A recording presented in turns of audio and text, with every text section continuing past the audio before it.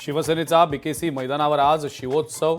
सर्व आमदार आणि मंत्र्यांचा होणार नागरी सत्कार। एकनाथ शिंदेंच्या हस्ते होणार आमदारांचा सत्कार।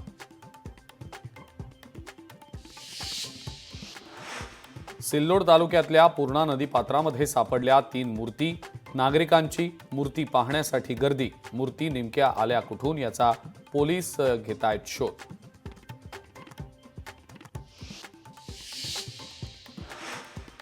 सरसंघचालक डॉक्टर मोहन भागवतांचा 5 दिवस भिवंडीमध्ये मुक्काम। शहरात 26 जानेवारीच्या निमित्तानं विविध कार्यक्रमांना उपस्थिती लावणार।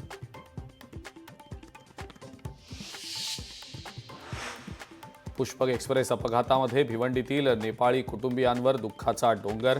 कुटुंबातल्या 4घांचा रेल्वे अपघातात झालाय मृत्यू।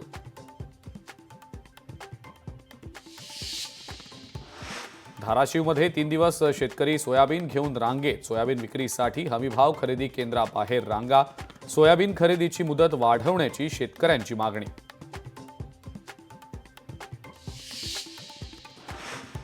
पुरंदर आंतरराष्ट्रीय विमानतळाला 7 बाधित गावांचा विरोध। सासवडच्या नगरपालिका ते नवीन प्रशासकीय इमारत मोर्चा काढून करण्यात आला निषेध।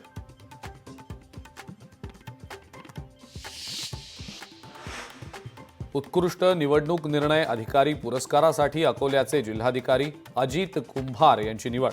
25 जानेवारीला राज्यस्तरीय कार्यक्रमामध्ये पुरस्कार प्रदान केला जाणार।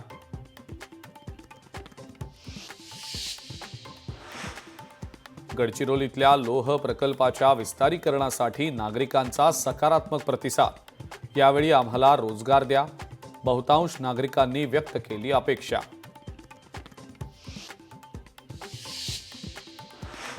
सांगली महानगरपालिकेकडून वृक्ष गणनेला सुरुवात। पुढच्या 4 महिन्यामध्ये पालिका क्षेत्रातल्या 10 लाख वृक्षांची गणना केली जाणार।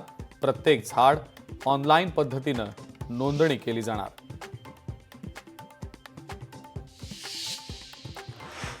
सोलापूर शहरात पालकमंत्री जयकुमार गोरे यांच्या अभिनंदनाचे झळकले बॅनर। डिजिटल झोन असताना सुद्धा लावण्यात आले बॅनर।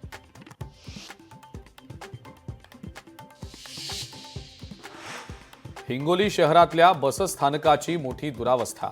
स्थानकावर ठिकठिकाणी कचऱ्याचे ढिगारे।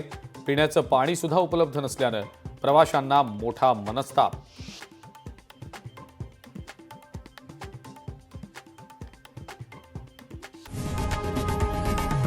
लोकशाही मराठी ऐका, पहा, जागरूक रहा।